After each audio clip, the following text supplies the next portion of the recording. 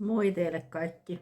Ja tää on nyt niin kuin viesti opettajille ja me opettajat kun ollaan oppijoita tässä, niin mä oon nyt tässä tullut tässä sosiaalisessa mediassa, mä oon nähnyt vähän liikaa sellaisia videoita, missä toiset opettajat, mä seuraan tosi paljon ulkomaalaisia opettajia, varsinkin niin kuin just jenkkiopettajia, niin kuin, jotka puhuu englantia natiivikielenään, siis äidinkielenään, niin sitä kilpailua ja semmoista, että niin kun cool-autetaan toisia opettajia ihan jostain niin kun pienistä jutuista. Siis tavallaan niin kun otetaan esimerkkejä, että joku tietty verbi ei ole heidän mielestään tarpeellinen opettaa ulkomaalaiselle opiskelijalle. Ja näin opiskelijana voin sanoa, että kyllä mulle sekin, että cool-autetaan jostain, joka ei ehkä ole tarpeellista, on ihan hyvä tietää, mutta sitten taas se, että otetaan toisen ihmisen materiaalia siihen omaan videoon ja tehdään sitä omaa kontenttia sen toisen ihmisen materiaalin avulla. Pikkusen on semmoinen häpäisymeininki siinä, että sitä toista ihmistä halutaan niin kuin alentaa, niin se ei ole oikein. Jokaisen pitää keskittyä siihen omaan tekemiseen, siihen, että saa sillä omalla työllään, omalla osaamisellaan sitä asiakaskuntaa ja huomioon, koska sitähän me yrittäjät halutaan. Ei sillä, että lähdetään puhumaan jaskaa toisista ihmisistä. Se ei johda muuta kuin konflikteihin. Se ei ole diplomaattinen tapa toimia. Se ei vaan käy tässä maailmassa.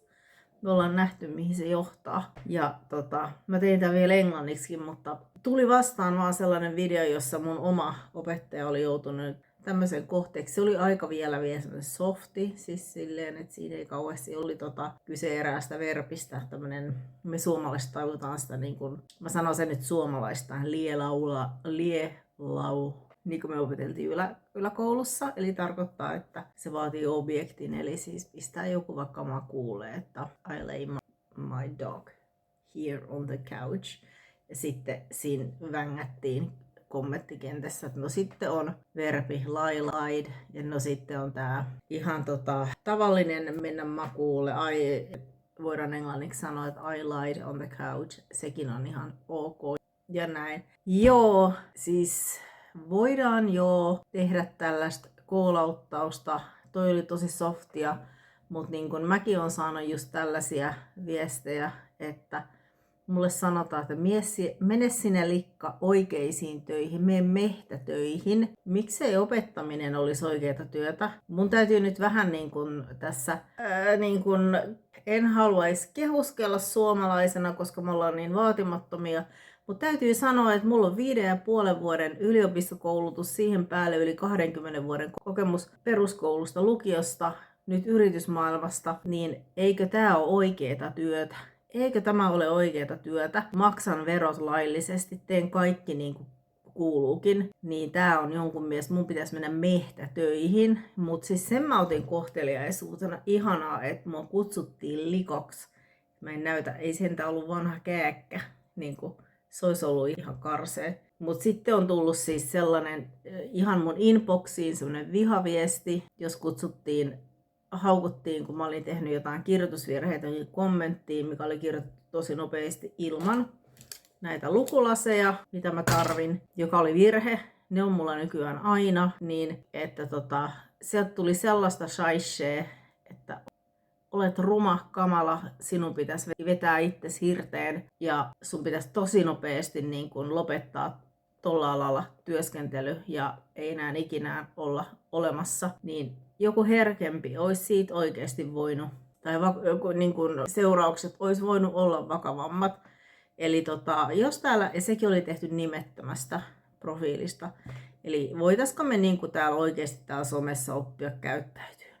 Eli mä sanoisin, että tämä some on tosi hyvä paikka, varsinkin yrittäjille ja ihan tämmöiseen sosiaaliseen kontaktoimiseen ja ystävyys luomiseen, mutta jos se menee tollaiseen niin kuin toisten ihmisten niin kuin haukkumiseen ja kiusaamiseen, niin tämä poliisi, mikä meillä nyt oli, tämä Ella etunimeltään, niin hän on tehnyt ihan mahtavaa työtä. Mä voin täkää hänet tähän, mutta en halua pidempään nyt puhua tästä aiheesta, koska ettei tästä tule liian pitkää, 6 minuuttia jo. Mutta mäkin tosi vähäisellä näkyvyydellä, lyhyellä YouTube-uralla, 2 kuukauden YouTube-uralla on saanut näitä likotteluita, mene mehtätöihin, mene oikeisiin töihin, lopeta toi, vedä itses hirteen. Siis niin kun, mä sanon, että jos ne menis niin kun ihon alle oikeesti, niin en mä tätä enää jaksaisi tehdä. Mutta tässä oli tää tämänpäiväinen, voitte vaikka tästä sitten opetella tätä puhuttua suomeen. Ja näin, mä teen tästä vielä englanninkielisen version, mutta me ei välitetä tästä, koska me ollaan tämän yläpuolella. Fiksut ihmiset ei lähde tähän mukaan ja hyvyys aina voittaa, eks niin? Eli me ollaan hyvyyden puolella ja mä toivotan kaikille oikein hyvää sunnuntaita ja oikein rauhallista päivää. Ja hyvää viikon alkua sinne työelämään. Ollaan kaikki kivoja toisillemme. Moi!